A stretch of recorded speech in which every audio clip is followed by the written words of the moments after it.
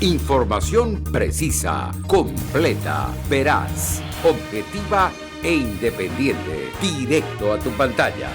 Voz de América en RCR 750.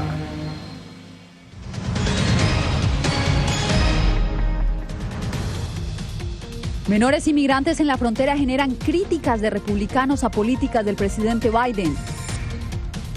Estados Unidos retorna familias inmigrantes a México. Además, 8 muertos deja ola de tiroteos en Atlanta. Autoridades investigan si se trata de crímenes de odio. Y un testigo protegido denuncia que el presidente de Honduras recibía miles de dólares en sobornos.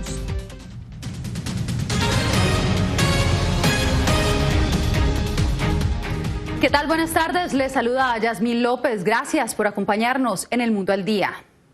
Duras críticas recibieron hoy las políticas migratorias del presidente Biden por parte de legisladores republicanos. En una audiencia, el secretario de Seguridad Nacional aseguró que la llegada de menores no acompañados a la frontera representa un reto innegable. Pero, ¿cuáles son específicamente los cuestionamientos de los republicanos y cómo respondió el secretario Alejandro Mayorkas?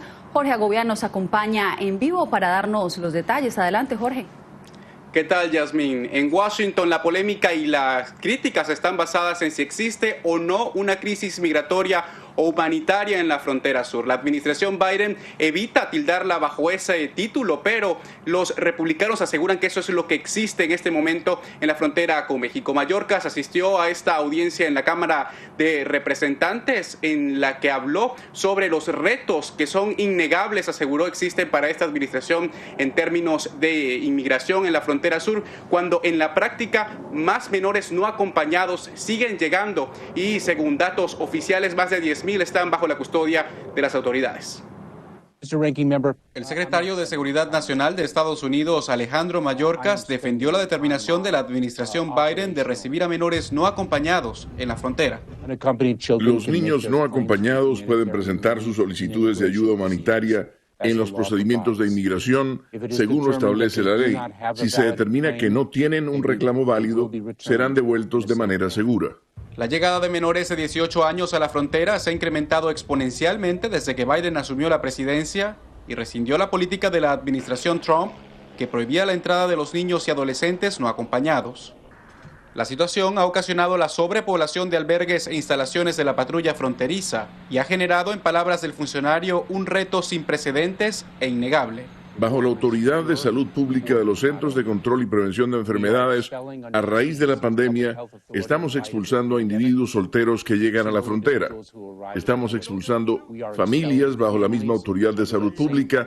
Según datos oficiales, la cantidad de familias que tratan de llegar al país ha pasado de 7,000 en enero a más de 18,000 en febrero. La Casa Blanca recibe la presión de legisladores republicanos que defienden las políticas de la pasada administración para prevenir la llegada de inmigrantes y definen la actual situación como una crisis humanitaria. Usted puede llamarlo solo un desafío, pero yo lo llamo una crisis. No creo que sea una coincidencia que el día de la investidura el presidente haya rescindido esta política exterior y luego, de repente, en febrero tenemos cientos de miles de personas viniendo. Y el mensaje que sigue enviando la Casa Blanca a los inmigrantes desde Centroamérica es que no es momento de llegar a la frontera porque aseguran están trabajando en un sistema inmigratorio que sea justo y humano. Por el otro lado, los republicanos insisten que esto llevará a una crisis mayor a la del 2014 y 2019. Yasmín. Jorge, gracias. Entre tanto, la desesperación se apodera de un grupo de familias migrantes con niños que fueron devueltas de Texas a Ciudad Juárez, en México. El presidente Biden dice estar preparado para afrontar la situación. Diva Lizeth Cash nos acompaña en vivo desde Washington. Diva Lizeth, ¿dónde están estos niños y qué va a pasar con estas familias?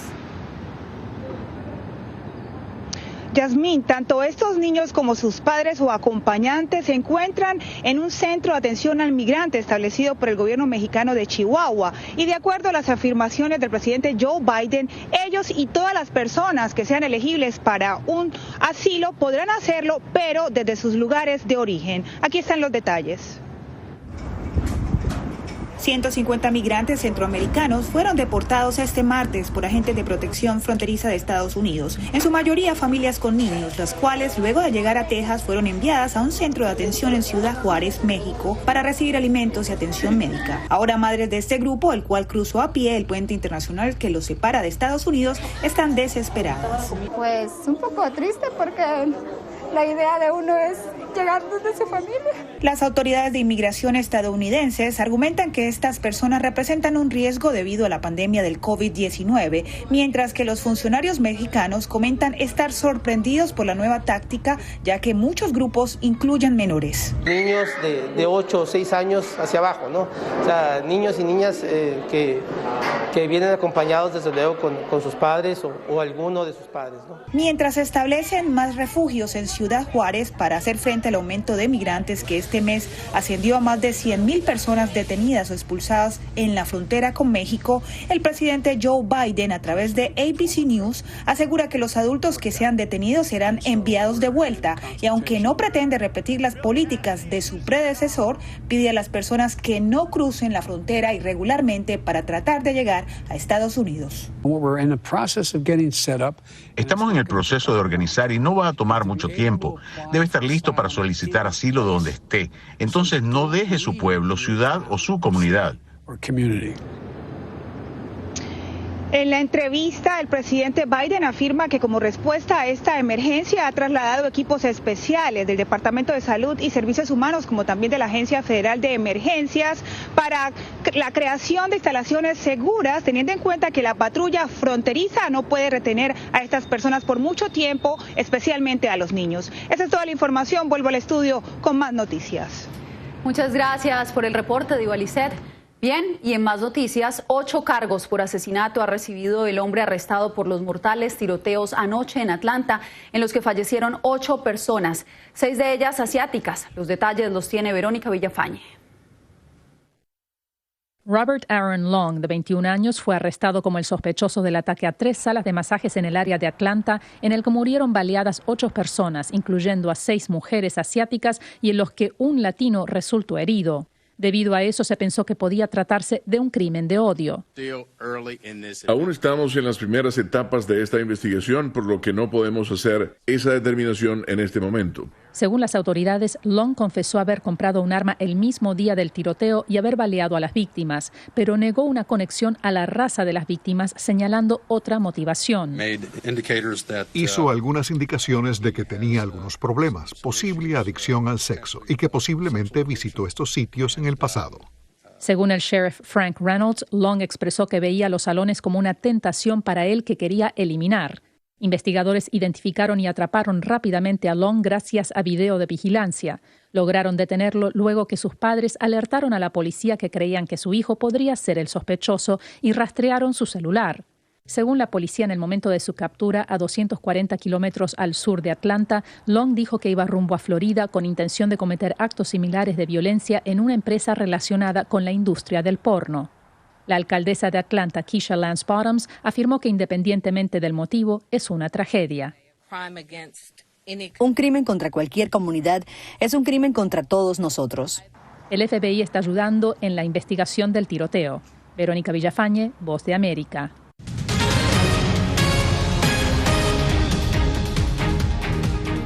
Un testigo protegido de la Fiscalía de Estados Unidos sigue entregando detalles sobre presuntos sobornos recibidos por el presidente hondureño por unos $10,000 mensuales. Laura Sepúlveda se encuentra en la Corte Federal del Distrito Sur en Manhattan, en donde avanza el juicio contra el presunto narcotraficante Giovanni Fuentes Ramírez, implicado en las investigaciones. ¿Qué es lo último, Laura? Bueno, pues efectivamente este testimonio ya concluyó. Estuvimos después escuchando al agente especial de la DEA que llevó a cabo la captura de Giovanni Fuentes Ramírez, y precisamente allí se dio a conocer el documento de esta entrevista que se habría realizado minutos después de su captura. En dicho documento se especifican muchos contactos que él hizo con presuntos narcotraficantes en Honduras. Adicionalmente se conocieron algunas movilizaciones que se hizo a través del uso de la aplicación Waze, que demostraba que en diferentes ocasiones llegó hasta casa presidencial. Al parecer, esto tendría relación con algunos ofrecimientos que Jarufe habría hecho para darle seguridad a los cachillos. Muchas gracias por la información. Era Laura Sepúlveda desde Nueva York.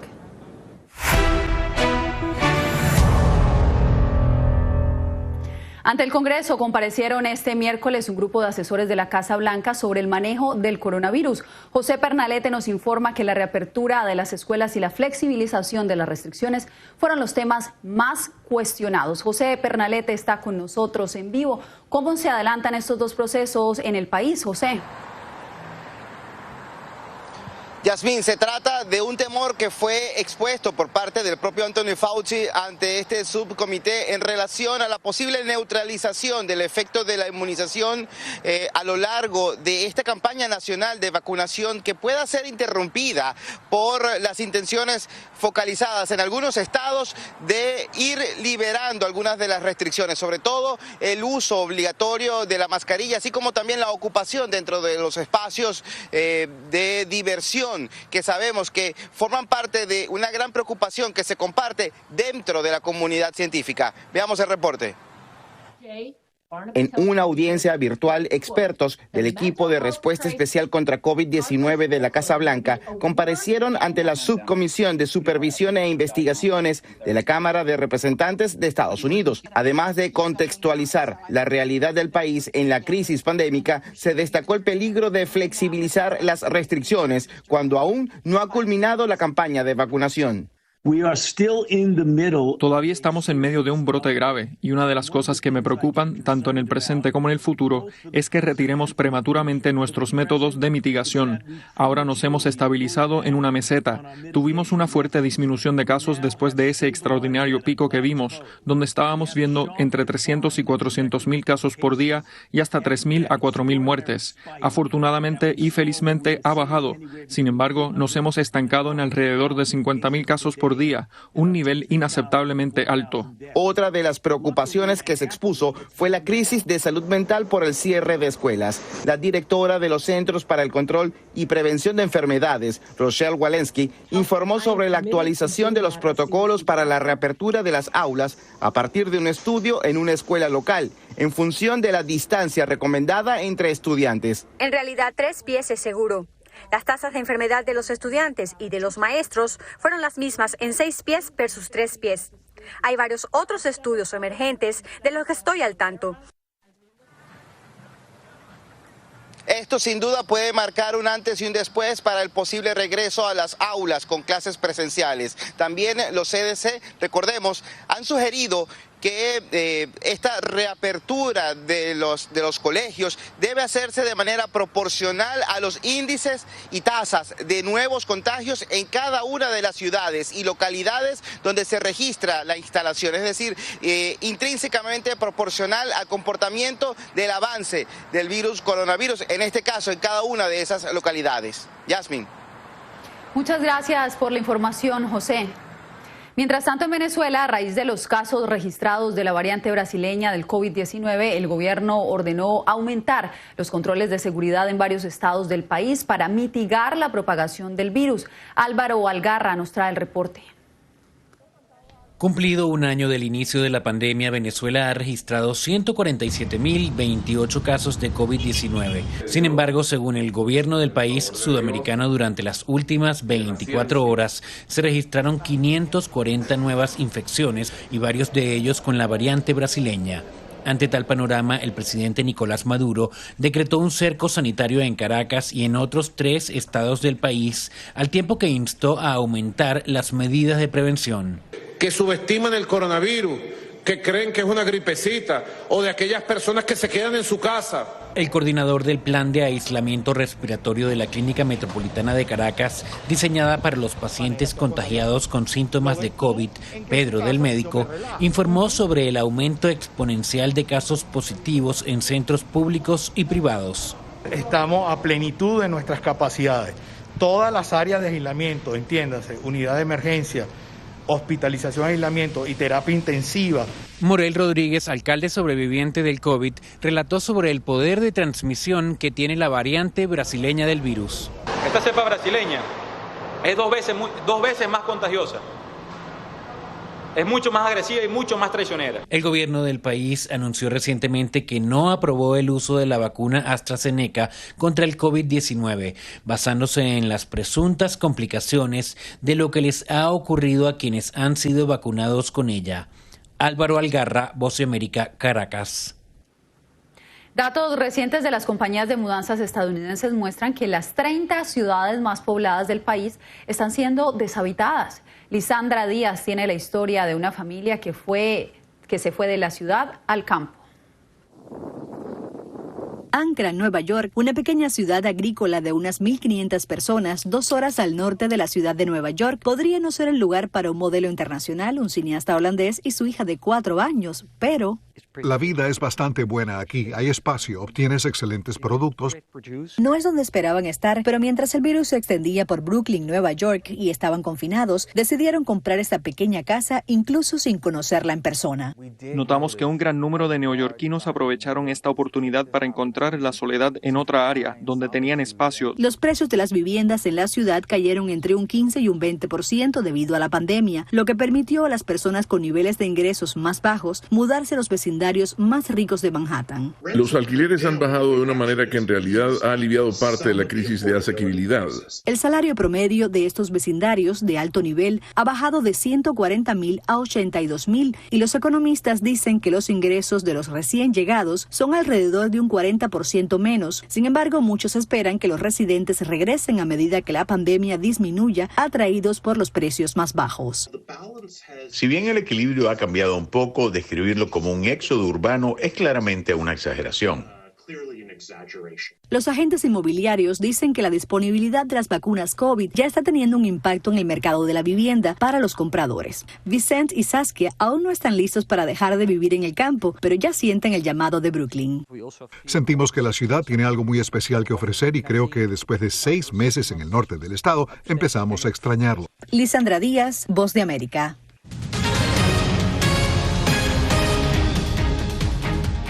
Continuamos con la actualización de la información en El Mundo al Día. La oposición nicaragüense está ignorando las recomendaciones de los eurodiputados de conformar una unidad para competir con el partido oficialista en las elecciones de noviembre. Donaldo Hernández nos cuenta en el siguiente informe. A pesar de que este lunes los eurodiputados hicieron un llamado a la oposición nicaragüense a participar unidos en las próximas elecciones de noviembre, 4 bloques que adversan al gobierno del presidente Daniel Ortega se organizan individualmente para los comicios. Luis Fley, coordinador de la Coalición Nacional, afirma que su estructura es la más fuerte para hacerle frente al partido oficialista. Bueno, yo estoy convencido que va a ir la unidad, la coalición nacional que va a aglutinar a lo grueso de la población nicaragüense. Irá a ir el PLC por su lado y va a ir al C por L también por su lado, y después los otros partidos pequeños como ALN, PLI. Otro de los bloques que se organiza para elegir a sus candidatos presidenciales por separado es la Alianza Ciudadana. Mario Arana, quien integra esta estructura, señala que la mayoría de las organizaciones que integran la coalición nacional no tienen representatividad. La creación de algunas de esas agrupaciones, digamos que suman las 7 o las que hayan, son un tanto artificiales. No tienen necesariamente una base social. La fragmentación de la oposición se celebra desde el oficialismo, porque le permitiría una tercera reelección al líder de los sandinistas, según sostiene el diputado oficialista Wilfredo Navarro. Y bendito sea que no se pongan de acuerdo porque es beneficioso para Nicaragua. La más reciente encuesta de Sid Gallup reveló que el nivel de simpatía de la oposición se mantiene por debajo del 10%. Donaldo Hernández, Voz de América, Managua. En otra información, el Banco Interamericano de Desarrollo urge impulsar la reactivación del empleo para las mujeres en Latinoamérica. El organismo advierte que la pandemia abrió aún más la brecha de género. Jair Díaz nos explica. La pandemia causada por el COVID-19 dejó en evidencia la desigualdad laboral entre hombres y mujeres, según el Banco Interamericano de Desarrollo. Las mujeres tienen unos oficios en esta región de Latinoamérica especiales, digamos mucha atención al cliente, mucho trabajo presencial, también empleo doméstico en las casas Entonces, cuando llega la pandemia, pues eso no se puede hacer. La caída histórica de la participación laboral entre las mujeres durante la crisis sanitaria ha sido evidente. Según el BID, durante el año 2020 cayó en un 46,4%. Por esto, para Margarita Jarabo, líder de la Red de Mujeres Colombia, es esencial el regreso de la escolaridad presencial. Obviamente se necesita que o los niños vuelvan a los colegios o se estandarice y se regule el hecho del trabajo remoto o el teletrabajo para que las mujeres puedan tener esta participación dentro de la economía. Para la senadora Paola Holguín, la urgencia de reactivar el empleo femenino en América Latina es imperativa, ya que la crisis provocó un retroceso de más de una década en los niveles de participación laboral de la mujer. Por cada 2 empleos que perdieron los hombres, 3 mujeres que se quedaron cesantes. Toda la inversión que se haga para reactivación económica, para generación de empresas, de empleo, con enfoque de género, termina ayudando a una familia entera. La Organización Internacional del Trabajo confirma que ya hay 25 millones de mujeres de la región que se encuentran desempleadas. Yair Díaz, Voz de América, Bogotá.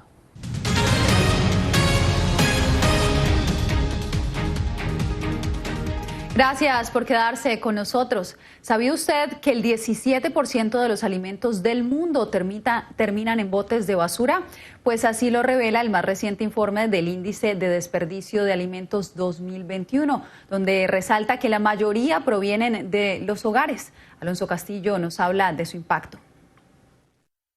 El informe del Índice de Desperdicio de Alimentos 2021 revela que casi 1.000 millones de toneladas de comida terminaron en la basura. El Programa de las Naciones Unidas para el Medio Ambiente junto a la ONG WRAP analizaron el desperdicio y sus consecuencias. La mayoría de las personas no cree que tire la comida porque no puede ver las consecuencias y entonces no puede hacer mucho al respecto. La falta de conciencia es uno de los obstáculos principales, resaltó Richard Swanel, director de la organización no gubernamental. De acuerdo al informe, el 61% del desperdicio provino de los hogares, por lo que nuestra responsabilidad en generar un cambio es ineludible. Los impactos ambientales son enormes. En esencia, estamos cultivando alimentos en la tierra y al mismo tiempo reduciendo la biodiversidad y causando contaminación. Estiman que entre el 8 y el 10% de las emisiones mundiales de gases de efecto invernadero están asociadas con los alimentos que se producen, pero no se consumen, resaltó el doctor en ingeniería ambiental. Si el desperdicio de alimentos fuera un país, sería el tercer mayor emisor de gases de efecto invernadero del planeta. Uno de los objetivos de desarrollo sostenible de las Naciones Unidas para el 2030 es reducir a la mitad el desperdicio de alimentos. Alonso Castillo, Voz de América, Miami. Nos despedimos hoy con perros que se esperan puedan olfatear el coronavirus en Tailandia. Una universidad de ese país los entrena para que en solo 1 o 2 segundos detecten la presencia del virus en muestras de sudor humano. Según los investigadores, el plan piloto, que lleva 6 meses en marcha, revela que su precisión es del 94.8%. Se trata de encontrar un método alternativo para detectar eficazmente a pacientes y a personas asintomáticas. Así llegamos al final de esta emisión. Recuerde que mañana nos vemos aquí con más información.